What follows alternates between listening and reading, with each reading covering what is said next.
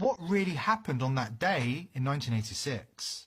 Thanks to the groundbreaking work of investigators, we now know that the official narrative and much of the news broadcast on that day was deeply misleading. Before we explain why they created such a hoax, here is a rundown of the surviving crew members. Number 1, Francis Richard Scobie, commander of the Challenger space shuttle. Born on May the 19th, 1939, Commander Francis Richard Scobie was 46 when he supposedly died in the Challenger explosion. He would be 75 years old if he were alive today. Strangely, there's a man also named Richard Scobie, the CEO of a Chicago marketing advertising company called Cows and Trees, who bears a striking resemblance, factoring in the 30-year time-lapse, to Commander Richard Scobie. Same high forehead, same eyebrows, same wide-set eyes that are slightly tilted down in their outer corners. The source of the pic on the right of CEO Richard Scobie is his LinkedIn page. If you go on the Cows and Trees website, you'll see an animation of a rocket-powered cow in the sky with swirling smoke shaped like the number 6, much like Space Shuttle Challenger as it was seen on TV exploding in mid-air. Wink wink, CEO Richard Scobie sure has a sense of humour. Number 2, Michael J. Smith, pilot of Challenger. Born on April the 30th, 1945, Challenger pilot Michael John Smith was 41 years old when he supposedly died in the explosion. There's a man also named Michael J. Smith who bears a striking resemblance to astronaut Michael J. Smith. Same horizontal eyebrows, same grey-blue eyes, same vertical indentation in the tip of his nose. This Michael J. Smith is a professor, retired, of industrial and systems engineering at the University of Wisconsin-Madison. Astronaut Michael J. Smith would be 70 years old if he were alive today. Well, guess what? There just so happens to be a 69-year-old Michael J. Smith whose address includes Madison, Wisconsin. He's 74 on this Look Up Anyone list. Number 3, Ronald McNair, Challenger's mission specialist. Born on October the 21st, 1950, Challenger's mission specialist Ronald McNair, the second African-American astronaut with a PhD in physics, would be 64 years old if he had not supposedly perished in the space shuttle explosion. If Ronald were still alive today, he would look just like this pic of his brother, Carl. Carl McNair is an author, education consultant, and inspirational speaker, and he just so happens to be the founder and president of the Ronald E. McNair Foundation. How convenient. Number 4, Ellison Onizuka, Challenger Mission Specialist. Another Challenger Mission Specialist, Ellison Onizuka, the first Japanese-American astronaut, also has a lookalike brother named Claude. Born on June the 24th, 1946 in Hawaii, Ellison would be 68 years old today if he had not supposedly died in the Challenger explosion. If Ellison was still alive, he would look just like this pic of his younger brother, Claude. Same eyebrows, same eyes, same crow's feet wrinkles, same nose, even the same hair parting. Claude Onizuka is living out his days as a liquor adjudication board member of the Department of Liquor Control, County of Hawaii, Hilo, Hawaii. Number 5, Judith Resnick, Challenger Mission Specialist. Born on April the 5th, 1949, Challenger Mission Specialist Judith Arlene Resnick, with a PhD in electrical engineering, was the first Jewish American astronaut to go into space and the second female American astronaut. She would be 66 years old today if she had not died in the explosion. Except if she is alive today, it's not difficult to imagine that after 29 years, astronaut Judith Resnick would look like Arthur Lyman Professor of Law Judith Resnick at Yale Law School. Dark curly hair, dark eyes, same eyebrow shape, same lines on both sides of the face extending up from the jaw. When you compare the voices and mannerisms of astronaut Judith Resnick and Professor Judith Resnick, the similarity becomes undeniable. We looked through Ancestry.com's 241 death records for the last name Resnick, but we can't find the Social Security Death Index for astronaut Judith Resnick or any other Judith Resnick. Number 6, Sharon Krista McAuliffe, Challenger Payload Specialist. Born on September the 2nd, 1948, Sharon Krista McAuliffe was a social studies teacher at Concord High School in New Hampshire when she was selected from over 11,000 applicants to participate in the NASA Teacher in Space project. If Challenger had not exploded, she would be the first teacher in space. If she had not died in the Challenger disaster, McAuliffe would be 66 years old today. Well, there's a Sharon A. McAuliffe, an adjunct professor at Syracuse University College of Law, who kind of looks like an older astronaut McAuliffe, factoring in the 30 years time-lapse. Look at the cowlick of hair, sweeping from the centre of their hairlines to the left side of their foreheads. It may also be entirely coincidental that Syracuse law professor Sharon is a cousin of Terry McAuliffe, the current governor of Virginia, who was co-chairman of President Bill Clinton's 1996 re-election campaign and chairman of Hillary Clinton's 2008 presidential campaign. Terry McAuliffe, an advocate of gun control, is also very much concerned about NASA funding issues. In the end, we need to ask ourselves this question. It's one thing that one of Challenger's crew members resembles someone alive today. We could chalk that up to a coincidence. But it's another thing entirely that 6 members of the Challenger crew have doppelgangers who are alive and in some cases with exactly the same names. Richard Scobie, Michael J. Smith, Judith Resnick and Sharon McAuliffe, and are working at high levels in their original careers. What are the chances of that? You don't have to be a NASA boffin to know that those odds defy statistical probability. So why would NASA create another hoax? Those interested in gematria might be interested to know that NASA stands for the National Aeronautical and Space Association, and if you attribute a number to each character, you get 666. Given the powerful symbolic value of space missions, it should come as no surprise that NASA are part of the occult elite, waging powerful psychological wars on mankind. An expression immediately comes to mind, revelation of the method. Originating from the ancient Rosicrucian texts, this concept refers to the process of exposing the masses to dark realities, often in a veiled and underhanded manner, including hoaxes, to mock the masses. Some occultists compare this normalization process to the alchemical great work, where the world is transmuted according to the will of the occult elite. In his book, Secret Societies and Psychological Warfare, Michael Hoffman explained why the elite like to rub our faces in it. The alchemical principle of the revelation of the method has as its chief component a clown-like grinning mockery of the victims as a show of power and macabre arrogance. When this is performed in a veiled manner, accompanied by certain occult signs and symbolic words, and elicits no meaningful response of oppositions or resistance from the targets, it is one of the most efficacious techniques of psychological. This is NASA's finest. It is totally unprecedented craftsmanship. If you will, take a look at the rear hub of this dune buggy cup. It is phenomenal with its Mickey Thompson slicks. Don't forget the lawn furniture, as the chairs. Oh, the duct tape is just fascinating for back support. As we make our way across, we do see one special man, and that's the planter's peanut man. Yes, he seems to be straddling the polypropagonal suspension. It lies directly underneath the inverted umbrella.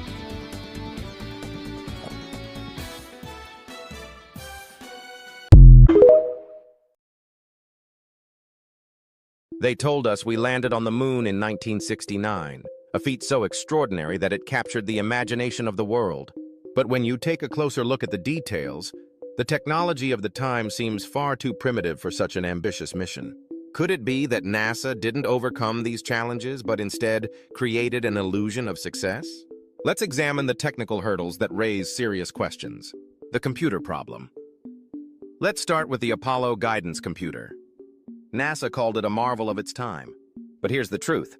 It had only 4 KB of RAM and operated at 0.043 megahertz. That's less power than a pocket calculator. And yet, we're supposed to believe it handled the precise calculations needed to land on the moon, navigate back, and keep astronauts alive? It sounds like an impossible task for a machine so limited. The Van Allen belt. Now let's talk about the Van Allen radiation belts. These are regions of intense radiation that astronauts would have to pass through to reach the moon. NASA says the spacecraft's thin aluminum shielding was enough to protect the crew. But think about it. If these belts are so dangerous, how could 1960s technology, decades behind today, protect astronauts from lethal radiation? It doesn't add up. Perfect communication. How did NASA manage to transmit live video and audio nearly 240,000 miles from the moon to Earth in 1969?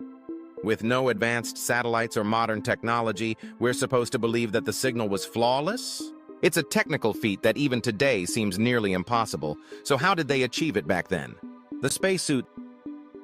NASA claimed they protected astronauts from temperatures ranging from 250 degrees in the sun to minus 250 degrees in the shade. But ask yourself, could materials of the 1960s withstand such extremes? These suits weren't tested in space-like conditions before the mission, yet we're told they worked perfectly. The bigger picture. When you put it all together, the outdated computer, the deadly radiation, the flawless communication, and the miraculous suits, it starts to feel less like a scientific triumph and more like a well-orchestrated show. Conclusion. When you look at these technical challenges, it's hard not to ask questions. What do you think? Did NASA really pull off the most incredible feat in human history with 1960s technology? Or was it all an elaborate illusion to win the space race? Let me know in the comments and follow for more theories like this one.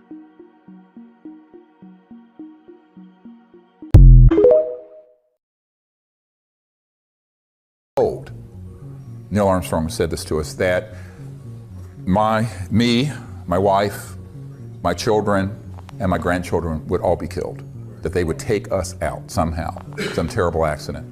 He says, I'm not going to talk about it.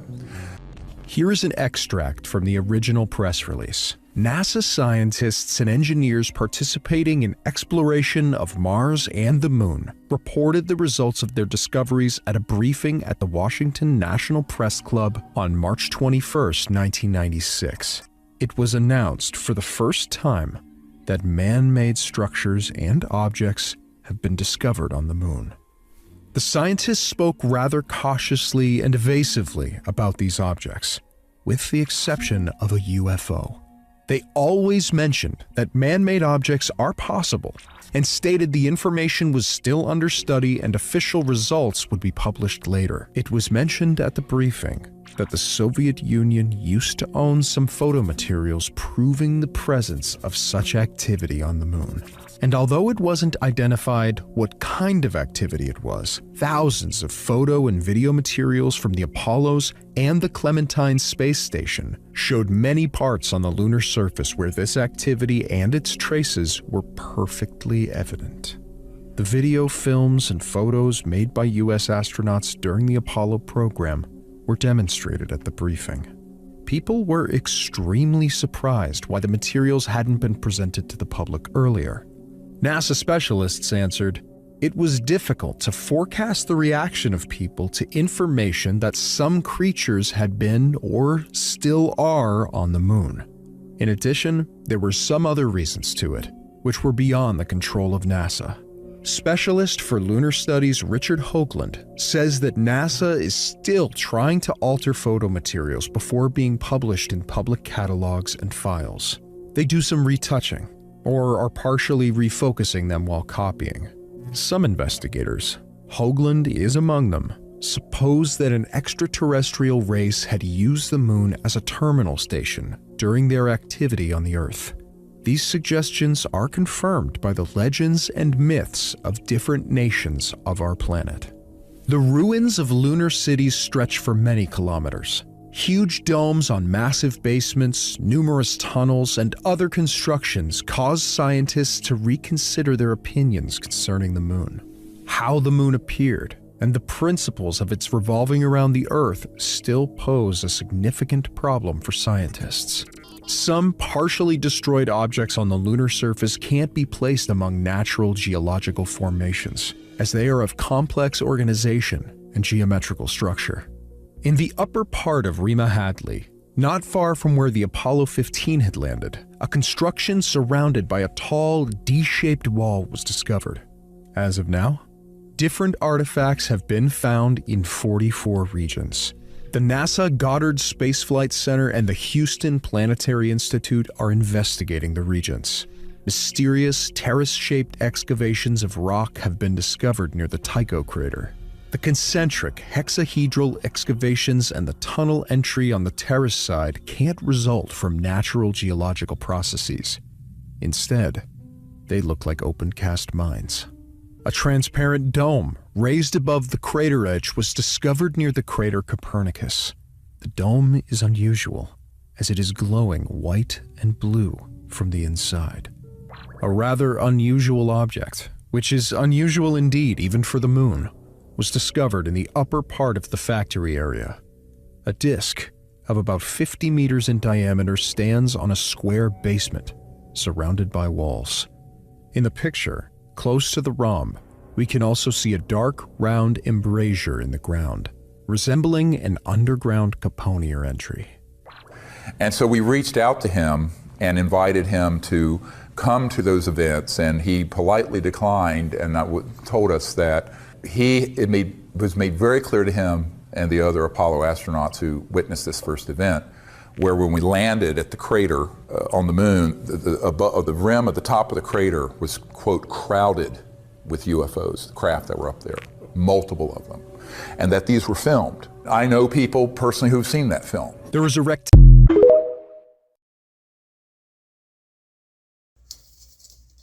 Hello everyone. I'll talk to you some about tidal locking. So a planet, say basketball, throw it up in the air, it's gonna keep spinning that same way. But if it has to tilt for any reason, like for seasons or something, it would throw it all out of whack. Throw it all out of whack. But our poles are magnetic, which means the axis isn't going to ignite within it unless it's tightly locked to another celestial body, like through magnetism. That's why it's going to cause the same face to face it. That's why it will be given an axis then to spin on, to be able to go through the seasons. Earth is tightly locked to the moon already. You don't see that because you're lied to and everything we know is a lie. And like everybody says on Reddit, I'm just a big dumbass. This is what they're saying that the moon is doing. They're saying that the moon's axis is upright vertical and that it rotates at the same rate that it orbits in the same direction as well, giving you an elliptical, that it always is always just showing the same upright face. But that's not true. If that was the case, it wouldn't roll. It rolls to us because its axis is pointed right at us, contrary to what they tell you. Because the definition of tidal locking is a lie.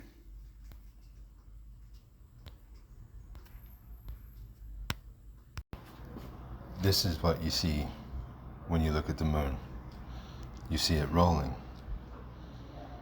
You see it rolling because the middle of those crosshairs, that's where the pole is at. The pole is where its axis is. It spins on its axis. But it wouldn't have an axis if it wasn't magnetically locked to the planet. I'll tell you why in a moment. But this is contrary to what the definition of tidal locking is. If it's keeping the same upright formation all times, it would never be doing this. It would never roll, not if its axis is upright, vertical, like they say it is. It would never roll because its axis is pointing right at us.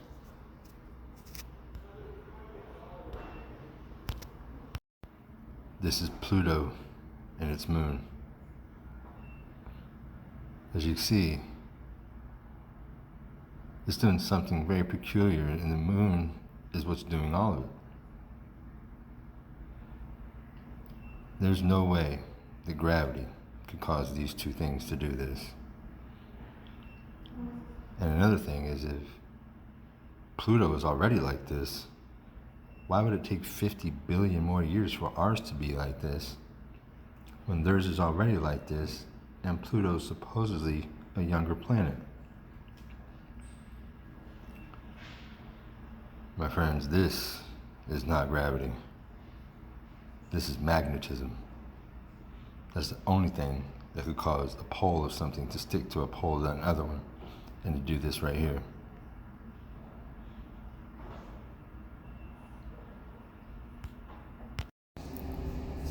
Hey everybody, I'd like to welcome you to Terra.